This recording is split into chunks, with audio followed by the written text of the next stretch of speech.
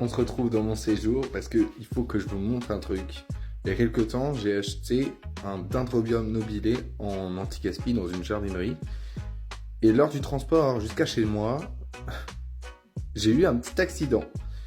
Il y a quelque chose qui s'est détaché de la plante. Et je vais vous montrer. Donc voici, voici le Dendrobium en question. Voilà, il était super beau en plus, il était plein de fleurs.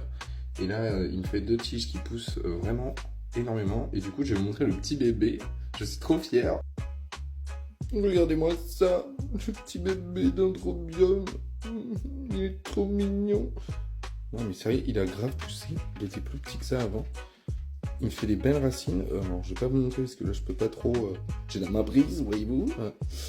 Mais en fait, il commence à avoir des belles racines dedans. Et puis bah là, vous voyez, il a des racines aussi ici. Sachant que je connais pas trop le Dendrobium, et voilà, j'ai mis ce que j'avais sous la main. Donc j'ai mis du terreau universel. Oui, je sais, il fallait pas mettre du terreau. Non, je vous vois venir. Non, mais il va très bien. Mais du coup, j'ai mis du terreau universel, j'ai mis des billes d'argile dans le fond et j'ai mélangé le terreau avec des écorces que j'ai concassées parce que vraiment dans un petit pot, regardez, hein, c'est tout petit le pot.